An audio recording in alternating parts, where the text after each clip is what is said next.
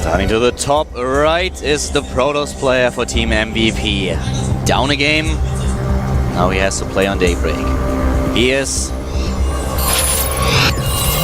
MVP Vampire. Vampire does not have it easy in the third round. He's up against the Zerg that I personally expected to go to Codes last season already because of a mistake. He didn't do it this time. He's focusing so much on the GSL. He's a monster online and he wants to show it offline. He wants to show it at the studio in Mokdong. He is GSL HyuN. GSL HyuN. Definitely so close last time.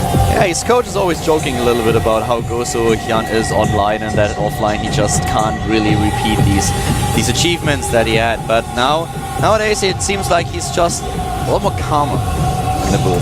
Yeah, he does. And he actually just has this air of confidence about him outside of the booth as well. And I think that's so important to have as a player. Yeah, this air of confidence, you're so right. I'm really good friends with HyuN, and every time I cast him in online tournaments, he plays so many of them, we start chatting, and every single time he's just making fun and trolling like crazy. He has really the confidence, and I think that this time he might be rewarded for it. But Vampire has not really shown us his potential on the last map. Yeah, he didn't. He looked a little bit sloppy, in fact. Missing those force shields at the most critical time really hurt him. Notice in this map, he's actually going to make the Nexus as part of his wall. He's going to be using the Forge right nearby. The hatchery was denied shortly there, but not too significantly. What's Vampire's plan going to be on this map? Any strategy can be used here. Stargate play comes out on this map quite often, so does the regular Immortal push that you see even for gateway pressure with +1. Even though that strategy has fallen out a little bit, would not be surprised to see Vampire change things up and go for an aggressive build like that, especially after how HyuN kind of tore his third base apart last game. Yeah.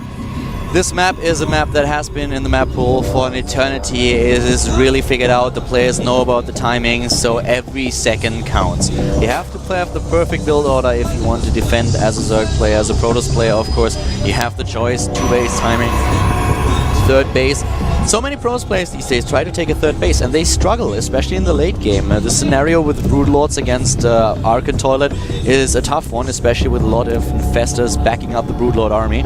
So most of the Protoss players these days seem to go back to the 2-base timings and to try to end the game early on, to not give Zerg the chance to get to this composition. Yeah. That's certainly correct. The Broodlord composition on this map is very difficult to deal with in certain areas, especially that choke point in the middle of the map can be really hard to deal with. Probe does spot the third base. The Ling is searching around for it, making sure that he doesn't drop any cannons, or if he can take it out, he's feeling pretty good about that.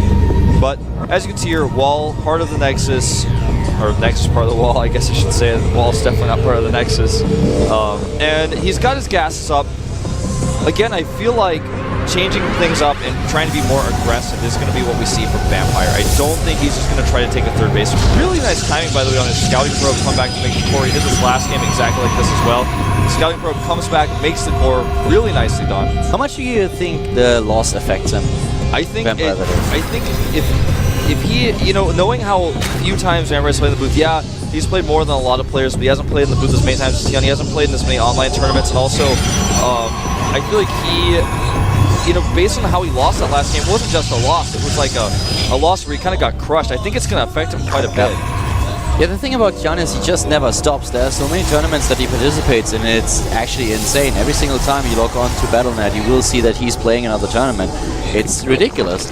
This guy is completely mad when he comes down to just committing 2 tournaments, to the competition in StarCraft 2 in general. And, well, right now, supply work for a second, not going to affect him at all. Third base, of course, up. And we will see now what Vampire is going to do. He already started with his +1 attack upgrade. We have him getting his warp in technology. And there it is again, the Twilight Council. Not what I expected. Yeah, definitely not. Now, he may use this actually to do the push we talked about to get +2 Blink and an Observer and actually do that attack that we thought he was going to do last game. It was so common on Daybreak, wasn't it? I mean, this was one of the builds that you have seen on this map like every single game. Even back when HyuN was doing it, man, it was on this map. Like, this build was, there were a lot of variations. We had players like HyuN and AnyPro Prime really figuring it out, but Vampire is doing an older strategy here. He drops the Robo now. HyuN, on the other hand, is doing what he did on Whirlwind. He starts with his lair tech first, drops the first 100 gas into the lair tech, will most likely follow it up again with the speed a little bit later. This is what he really likes to do. And the one thing that he gets out of this is that he has a very, very fast scout with the Overseer. He knows what's coming, and he can prepare in time with the tech. He can just prepare for what's coming. And as soon as he sees the Twilight Council, he will think, okay, well, there are two choices. Either he goes for a Dark Shrine build, which is a little bit unlikely, but I already have my Overseer, I have my tech, I have my Evolution Chamber, I can prepare. Or he's going for Blink Stalker. So what I need now is an Infestation Pit and try to get Infestors out for the fun. Yeah, but what we see now is actually even more strange than we saw last time. Last time we saw him start charge and cancel it. He's going charge here. Now he may add some Archons in and go for this 2-base attack with charged Archons, but it's so weird. This is actually a build that we've seen very few times in the GSL. We've seen it on maps like what was that map? Calm Before the Storm. People trying to hit weird timings on that map with this. This is a really strange build that you hardly ever see anymore. I haven't seen this in months. And he's getting a third base with it too. So at this point, he tries to get a third once more. We will see if he actually cancels the Nexus. Doesn't look likely right now. But HyuN spotted it. So HyuN is now getting the first Spore Crawler. He knows what's going on in his opponent's base, or will in a second, as the Overseer is now moving in. And then he will decide on what exactly his tech is going to be. Actually, he even starts the Infestation Pit before he sees what's going on. But now he knows there is a Twilight Council. He sees the research. He will most likely assume that currently Vampire is researching Blink. Yeah, he certainly will think that, because anything else is actually quite strange in this case. There's so many links here.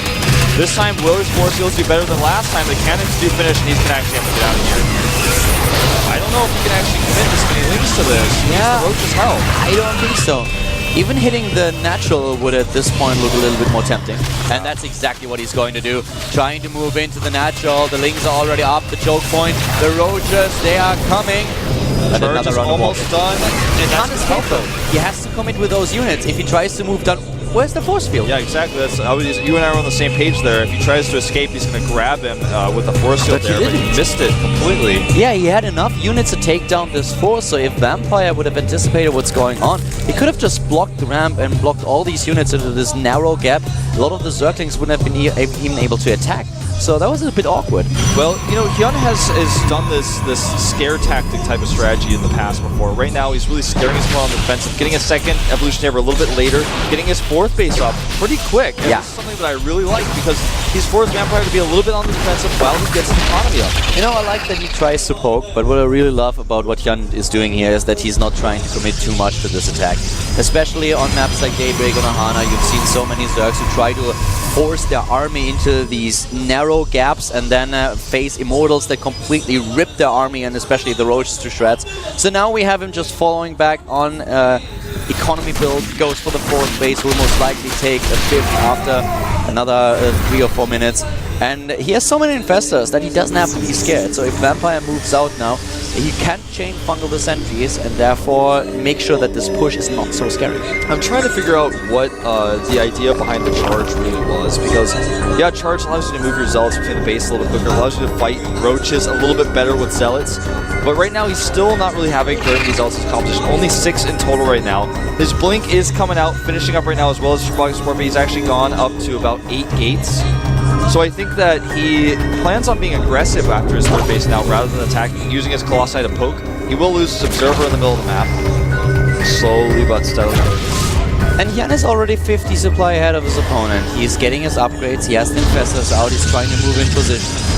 And it looks a little bit odd, especially, I'm not quite sure if he really wanted to research charge. As you already said, I think Blink would have been giving him a lot more options, especially with multi-prong attacks. So charge, well, it's a really important upgrade. I feel like Blink in the early stages of the game would have served him a little bit better.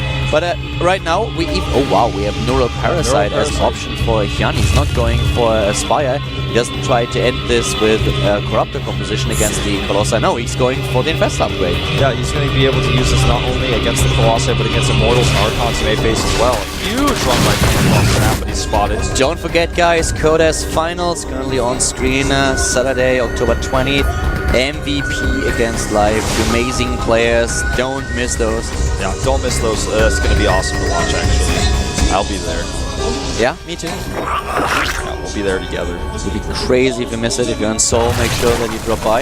Yeah, there's actually directions posted on the GOMTV website now on how to get there. It's really simple. Yep, GOMTV tweeted about it. No excuses. There's the hype this time, and we have already the Spire coming up, so Brood Lords are definitely something that we could see later on. 40 minutes into the game, couple of Zerglings get trapped. Yeah, not too big of a deal for 4-4 Sealeds losing about, it looks like about 12 lings there. And he's actually going to engage this. If the army is clumped, he can get some really good bundles, and so far they're decent. Yeah, Neural is now ready, a little bit too late. Yeah, he can't quite grab onto those units, but he does buy a lot of time here. You know, if he gets a few key Neurals off in this fight, he has a good shot at overwhelming this army, but he has to be really careful. One misstep and Vampire takes it easy. Yeah, right now he's dropping just a few Infested Terrans at the front. The buffer while his roaches try to come. The forces are so good. He's so careful with his Infestors, though. He does not overstep. Doesn't even try to go for Neurals right now. He knows he doesn't have enough. But GYUN was actually, he had too much. Yeah, he lost way too much. He stopped making units for a long time. Now he starts 86 lings and 5 spines, but I don't think he's going to be able to have them out in time. 90 Zerglings are being built. Also his Infestors, he didn't Fungal, he didn't Neural, he didn't drop Infested Terrans with most of his Infestors. They still have the energy, but now his 4th base is going to die. And it looks like Vampire has no intention of grabbing a 4th himself. He's just going to kill this base and keep going. Right now his units upgrades are at 2-1. +2 for armor is about to finish. Just like last game, he's going for armor rather than +3. GYUN is trying to wait for the Corruptors, but they won't be there in time to save the 3rd. GYUN is actually sacking his 3rd base now. He wants to wait for Broodlords. He just started his Greater Spire. Now this is a really interesting way of approaching this. He knows he can't win the fight straight up, so he's just going to wait for that tech. I just don't think he's going to be able to buy enough time. And even if he does, Vampire can actually just go and take a 4th right now and prepare his 3 peak attack. You know, this original commitment that we had was so awkward. GYUN losing units and not really killing anything, not committing to the fight, not really backing off. And now Vampire is just trying to push in. Look at all these Corruptors now coming in, trying to take down the Colossi. Good bundles. The rest of the army immediately on the move. He doesn't use Neural at all, though. Yeah, he doesn't use Neural at all. He's going to grab some of these other bundles, but he can keep them in place. He can't kill them. There's way too many. Yeah, it's not going to be enough. Finally, he starts to use his burrow for the Infestors, but this is a little bit too late, too little too late, and he's going to die. Yep, he's going to die. GG. We will have a game 3. Yes, indeed we will. Vampire showing us exactly why he is in the 3rd round of Korea. But GYUN playing this very, very awkward. I feel he didn't watch the fight when it occurred. Yeah, it was like he was in the Twilight Zone or something. It was very half-hearted. He just dropped a few Infested Terrans, then he committed with a few Roaches, but he was like, am I backing out here? Am I actually committing with everything? And in the end, he ended up losing a 3rd of his army without doing any damage at all. Now he has to fight. Oh god, my Wolf, I actually can watch this. It's in Toon Valley all over again. Yeah. It's the same map that he lost to in the last season. The series we've seen so far has been pretty weird. The builds that we were seeing from Vampire, I have to say they just don't make sense to me. He gets aggressive upgrades and doesn't use them. Then he tries to hold the 3rd base. Charge with 6 Zealots for 2 bases. I don't even fully understand how that's useful ever. I just don't quite get it, and I think that there may be something here that I'm not quite able to see. Maybe the picture is not yet complete. And I'm really excited to see if he's going to do the same build on game number 3, because in both games he went for that fast Twilight Council. Then he got armor upgrades instead of +3. A really interesting choice. Most players don't do that with one Forge. They get the faster +3 because they want to have that really strong damage output on the Stalkers. Then he kind of relied on those Archons and the Colossi to be the real big damage dealers at the last fight.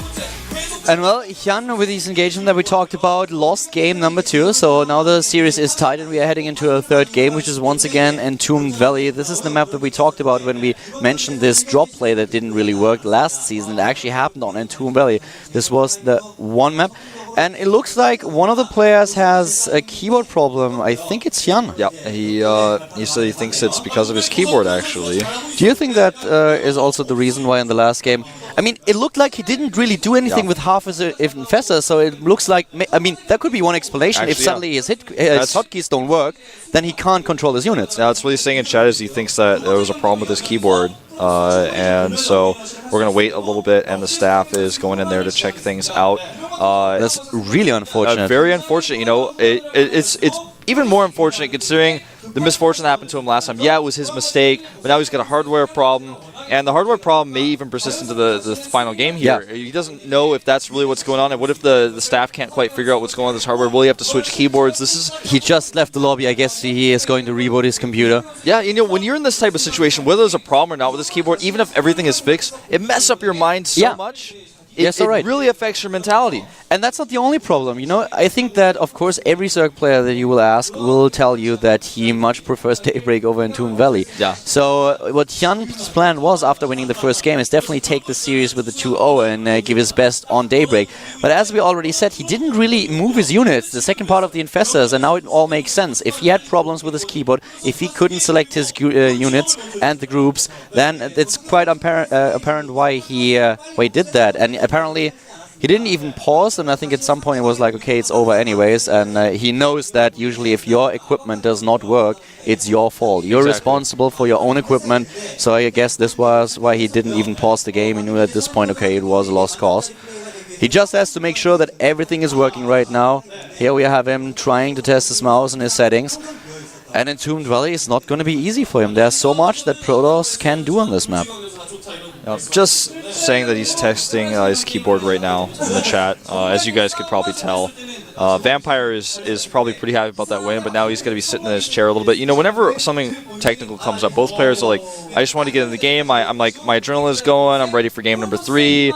I'm actually focused. Now I have to sit in my chair. Like, Vampire's just sit in his chair and wait. He's like, well, what's going on? On the other hand, I actually think that HyuN is able to deal with the situation. The reason being he is experienced. He has the experience and know-how to deal with it. Yeah. And also the TSL house had a lot of problems with their internet lately, so every single time that HyuN found himself in the final of the online tournament, suddenly the TSL house internet dropped.